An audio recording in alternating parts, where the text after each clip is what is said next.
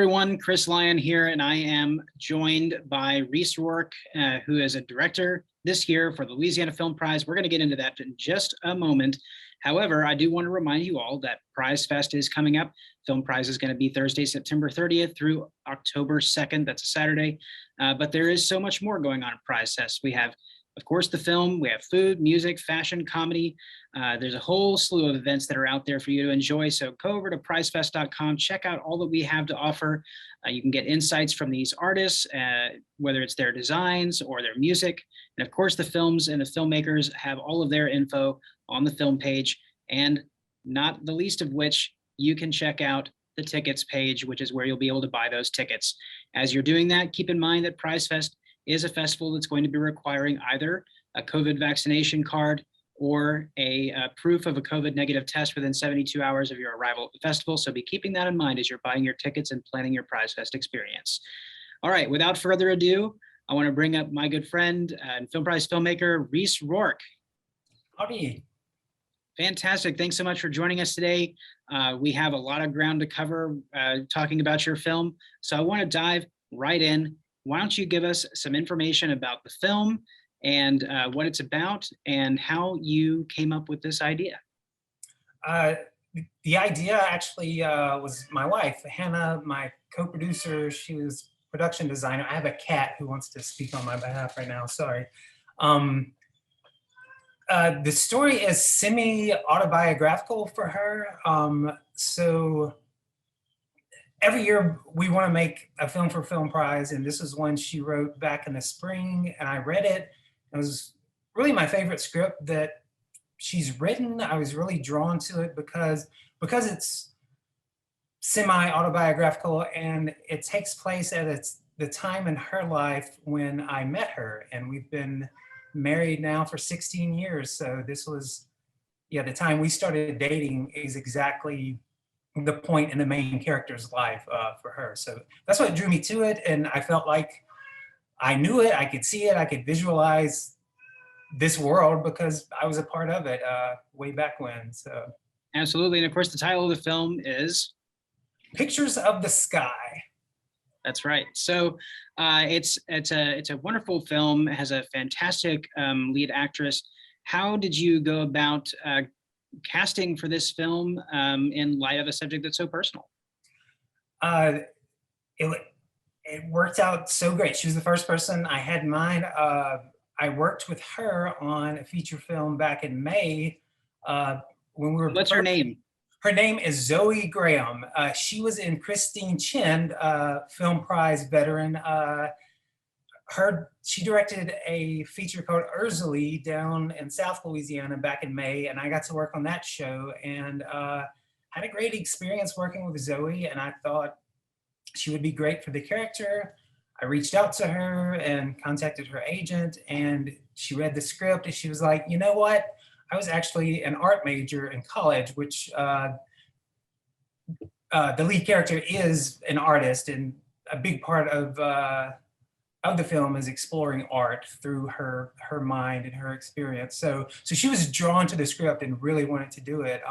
So the first person I asked said yes, and I think she killed it. She definitely drives the show because she's in, I think, all but one small scene. So yeah.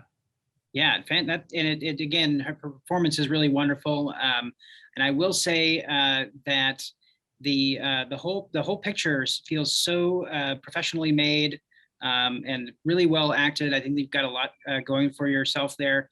Let's talk a little bit about the production itself. How did you go about filming? Of course, these are difficult times. I know that you shot this summer when the numbers were a lot lower. But what was it like getting that crew together? Who all worked on it? Who did what? And what was it? How long did you shoot? And those kinds of things. So this is my first time directing a film. So I talked to my good friend who directed a short film that was in the top 20 last year, Dexter Duran. And we've been talking about it for over a year. I said, as soon as I decide I'm going to direct a film, I was like, I want you as my first AD. He's never done it, but he has the perfect skill set for it. So I contacted him. We used he's in a wonderful local 90s band called the Holodecks. And so I basically use the Holodecks as a good bulk of my crew. We have, in addition to Dexter, we used Benjamin Tynan as a script supervisor, did a great job. Adam Pike, the drummer, was our sound mixer on set. So the holodecks are a huge part of our crew and our film. And you were the cinematographer, right?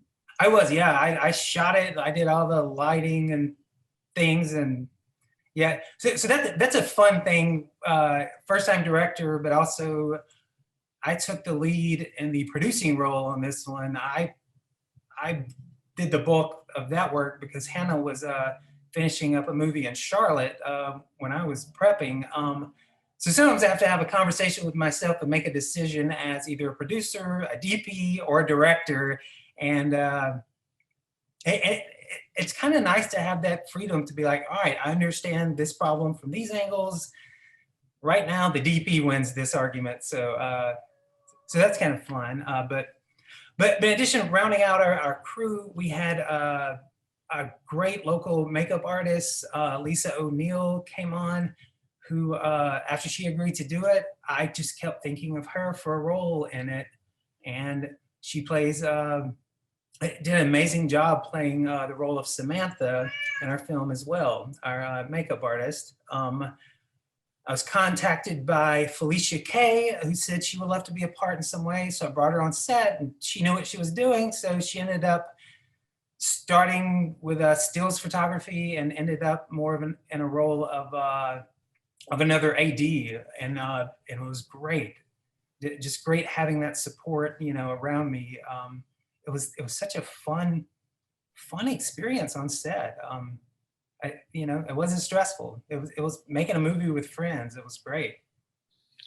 Well, and that's the spirit of collaboration we love to see in Film Prize, and one of the hallmarks of Film Prize filmmakers and a healthy filmmaking community is those folks who are former Film Prize folks that are working with new folks or who have switched roles. You've worked on films in the past, obviously, and now you're in the director role, and it's that collaboration that we love to see. I want to jump into the festival now. So let's think about that that idea of you being at the festival and you're outside a theater and people are sort of walking out of the theater and they are talking about your film. And actually, before I ask this question, let's talk a little bit about the log line again, if you would. Just give us a sense of the character and what that character is going through and their journey through the story. Absolutely, yeah. So again, it's pictures of the sky. It's a young artist who has decided to step out and try to make a living as an artist, and she's struggling. She's struggling with painter's block. She has the love for it, but just to produce content to support herself. And she, through the course of the movie, she discovers something very personal that is a part of that. There's something missing in her, and that contributes to that. I'm not going to give that part away, but it contributes to that difficulty of establishing herself as an artist. Which is obviously it's a very deeply personal story for you and for Hannah. So you're sitting outside the theater and people are coming out. They've just watched a slate of films with pictures of the sky in it, and they're talking about the movie. What is it that you hope that they're talking about? Is it the performances? Is it the story? Is it all of the above? What would you like for people to kind of take away most from the project?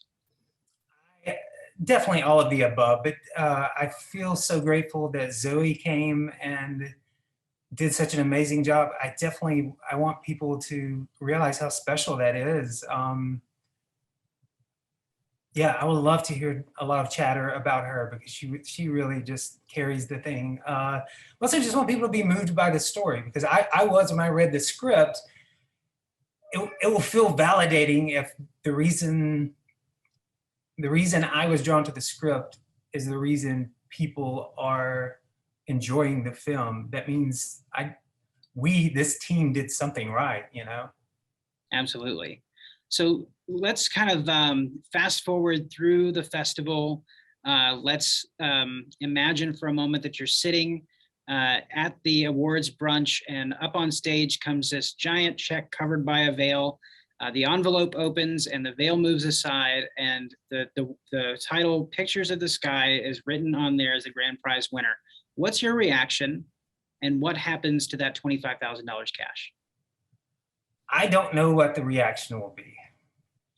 I do know with $25,000, we're gonna pay our crew better on future projects. It's all gonna go to making more movies. Reaction, I don't know. I've watched it happen 9 times now, and it never gets I say easier. It never gets old, I guess, is what I'm looking for. To see that elation, that surprise, and that excitement. So I think that I'm kind of getting toward the end of our interview time, but I think that as we are kind of pulling ourselves through the project, and wondered if you might be able to kind of give us an anecdote from on set. Like, was there a moment where that it was super tense or stressful, or a moment of like, oh my gosh, this is really going to work, this is turning out really wonderfully?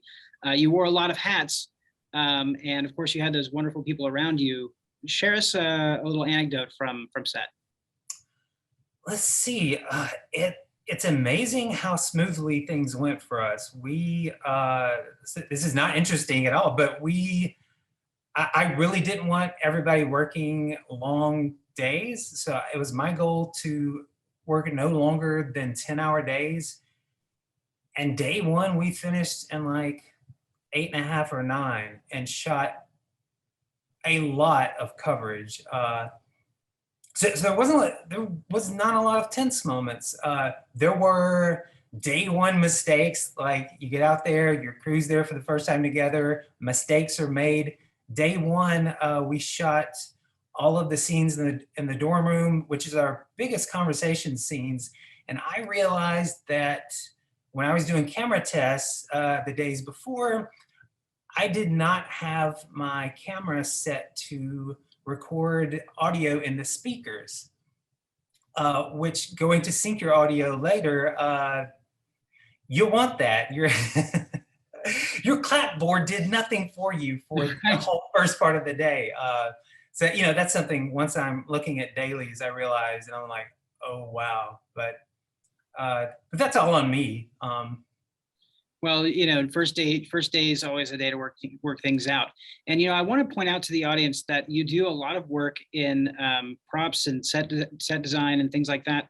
And I've heard really wonderful things about the set design that was done. And of course, the opening scenes take place in the dorm room, which looks 100% totally lived in. Would you kind of explain the process of finding those locations and dressing them up? The main place we filmed, or the main character's apartment, was shot at our house. That dressing of the messy room, messy bedroom, was Hannah. Hannah was our production designer. That's all her. The dorm room, things just fell into place. I called up, I was starting to prep from Charlotte, just making phone calls, called up Centenary and through a few emails and stuff, and they agreed to let us go shoot in their dorm room. They had a whole dorm, whole hall no one was staying in, and they basically just let us do what we wanted. Got to use the foyer there too for scene. So we basically just brought stuff over the night before, and Hannah dressed the set to make it look like a lived-in dorm room. Well, she did a fantastic job. You wouldn't know in a million years that it wasn't a lived-in space. And that's one of those things that I've always loved about filming in Shreveport, is how accessible things are like that. Being able to call Centenary and say, "Hey, what do you have?" and them saying, "Well, we got this whole wing over here that you can just hang out in." So that's a really wonderful story. I want to give you an opportunity to kind of make a pitch to the voters as to why they should vote for your film. Of course, the film will stand on its own. It has its own merits. But if you were to give them some tidbit that would help them kind of go over the fence into putting that film on the ballot, what would it be? How would you get them to vote for you outside of them watching your film and appreciating it for what it is? I think everyone who watches it will find a connection there. They'll find an understanding. There's, the main character, there is this void, this hurt in her life, and her discovering that everybody has that. Everybody has a wound, and the process of getting in touch with that and dealing with it is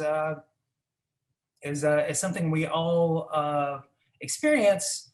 It's a part of everyone's life, and hopefully I think everyone will find that in our film, that is not something that's dark, but it's deep.